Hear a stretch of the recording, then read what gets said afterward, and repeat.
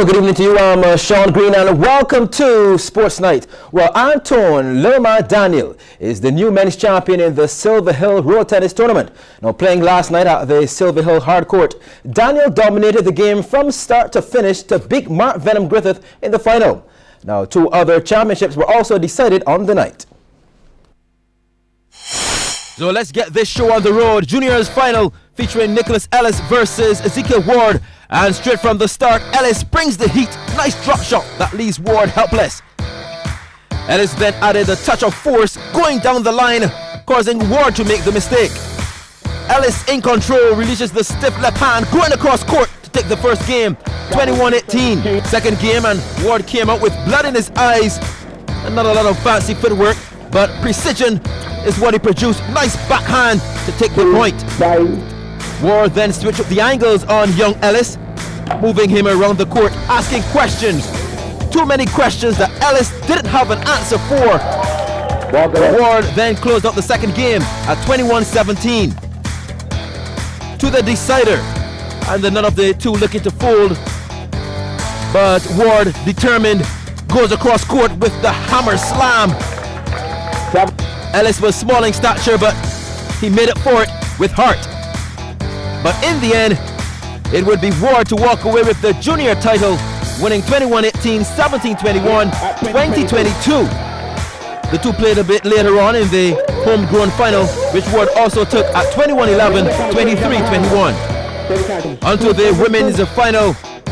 Number 1 ranked Kim Holder in the green versus Sheldon Waldron. And Waldron sent early warning signs across court like a bullet, man.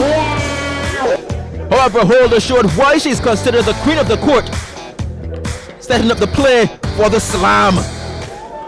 Waldron was there to compete though, and not just take part, forcing the mistake from Holder.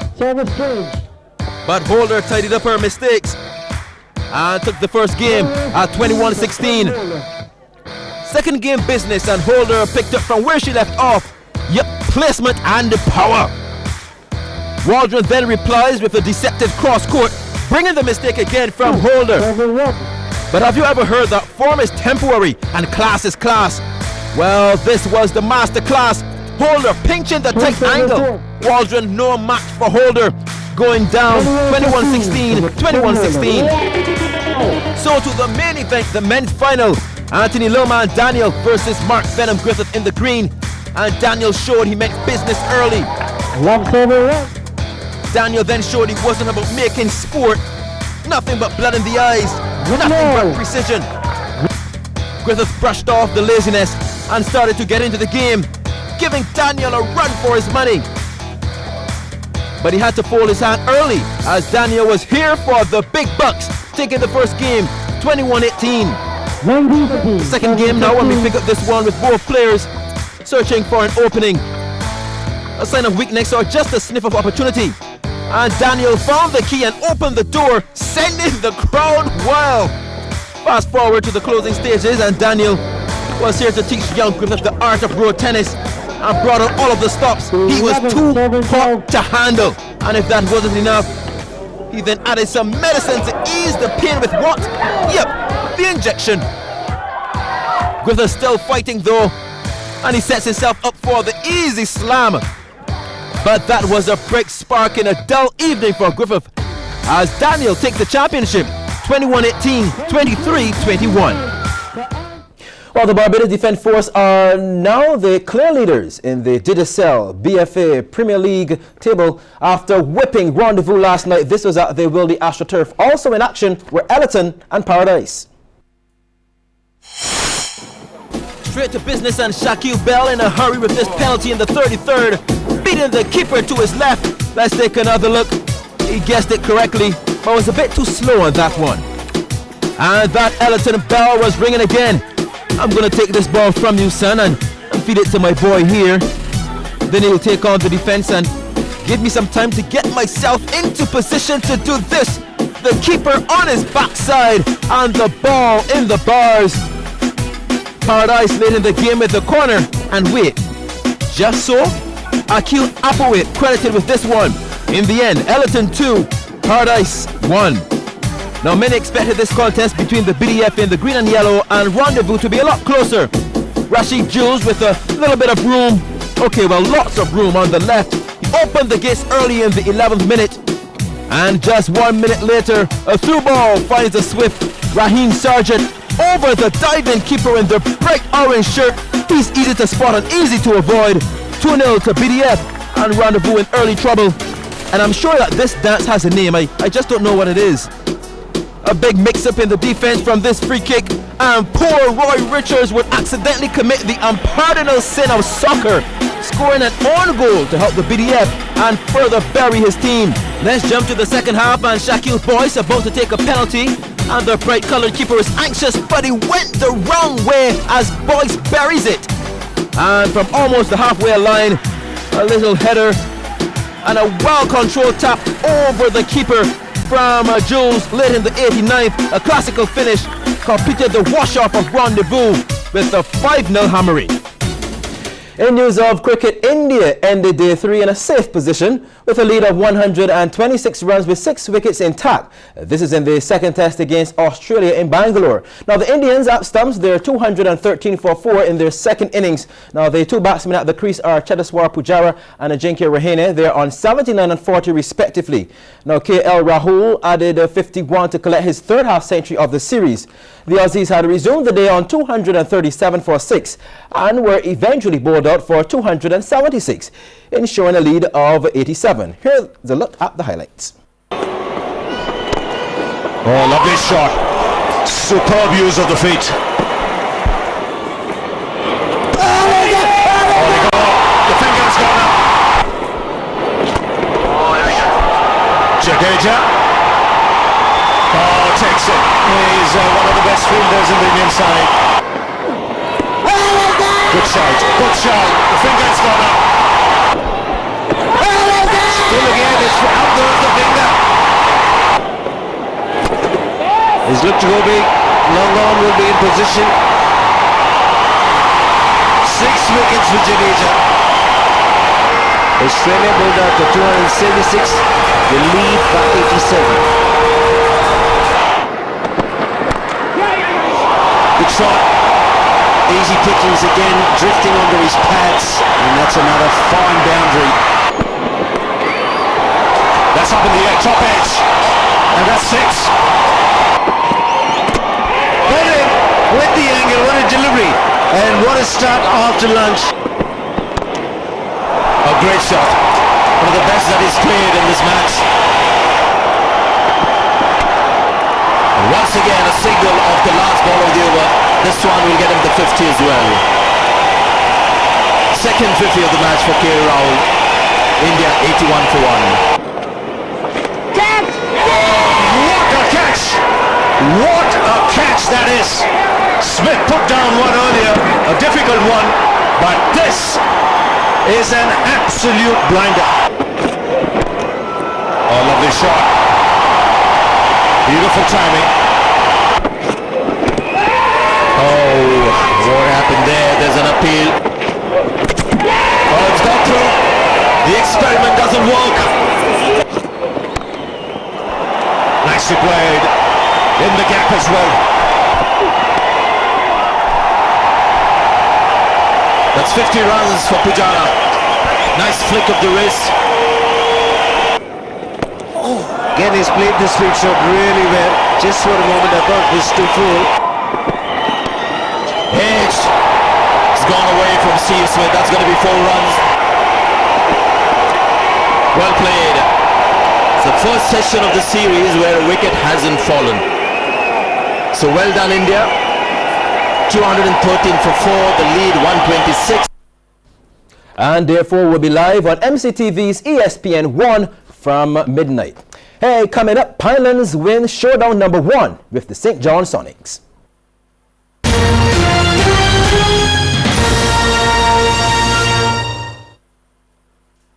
Good morning. On the Tuesday edition of Morning Barbados, you know we're going to be here bright and crispy at 6 o'clock just for you. We're going to be talking to the Future Center Trust cabinet holder. We'll be here. Interesting topics ahead, all for you on Tuesday. And of course, we'll spend a little time with Sergeant Siebert Johnson, focusing on keeping you safe as you get ready to hit the roads each day. So that and much more on the Tuesday edition of Morning Barbados. Bright and crispy at 6.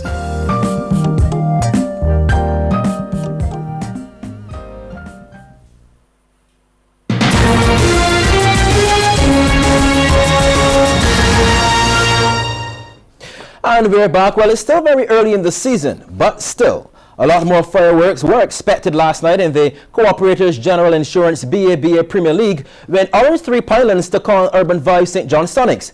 The defending champions lost 2 of their key players to Sonics in the off-season in Charles Vanterpool and Ramon Simmons, so they had a point to prove that they could still win without that duo. Here's Mark Seal. The first basket of the game. The 2016 Finals MVP, Jeremy Gill, with a step-back J over Decino Corbin. Then Gill forces the turnover on Corbin, runs the floor, and he's rewarded with the pinpoint pass. Pilots' former captain, Charles Vanterpool, got a lot of attention, here though using his footwork to get off a shot for the basket. He had 11. Now Vanterpool working on Junior Moore again, but dumps it into the other half of the Twin Towers, Akeem Marsh, and he drops it in. Now back to Gill, and Sonic should know that if you're going to give him space at the top, he'll take the shot and score it enough times. Also, if you miss and Pilots get the rebound, the guards are off and running. This time it's Moore to Gill for the finger roll. Now here's a gutsy play. Darian Hurley gets the loose ball, finds himself all alone though with 2 Sonic defenders. Yet he takes a 3 and makes it. Ramon Simmons seems to always have the green light to shoot the 3 no matter the team. After all, he has been accurate beyond the arc. But on this night, he was a disappointing 4 of 13. One of them here though, he had 12. Pilots were up by 10 after the first quarter, 22-12. On the restart, Sonics went to the Twin Towers. Charlie to Marsh, and he works off of Ian Alexander. And again, the same hookup, this time with Akeem down low on the baseline. And again, he scores. Now back to the other end. Hurley gets a screen from Moore, and with the separation, he knocks down the 3. The best 3 shooter though was Jamar King. He took 5 of them and knocked down 3.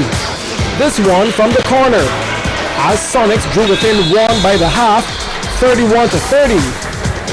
Pilots though would always keep a slim lead. Moore with the off-balance reverse, that's 2 of his 12. Then we have another case of David getting the better of Goliath. Hurley under the basket, with Vanterpool looking for the steal or the block. He got neither.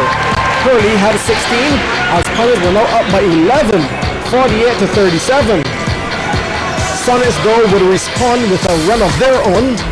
King, another 3, give him 11. Then Marsh going baseline for the tough reverse layup. Then it's King again, with another bomb from the top of the key. And Sonics are now down by just 4, 50-46. However, they lost some intensity after this hard playoff-like foul by Moore on Marsh. It resulted in Marsh having a bloody mouth and Moore charged with the intentional foul. Then the proverbial salt in the wound. A 3 by Gill, who had a game-high 26. Marsh did re-enter the game. This post-up move and the bank shot gave him 2 of his team-high 22. However, Pilots, they would win this first matchup of this new rivalry. They'll win it by 4, 70-66.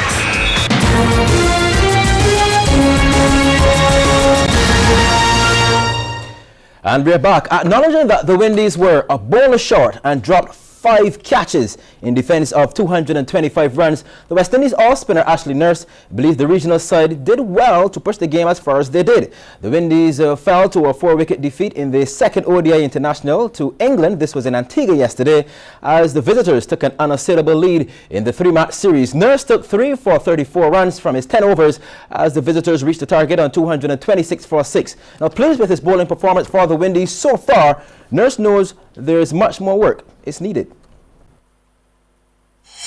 From the time I came in the team in Zimbabwe, we've been playing really good cricket.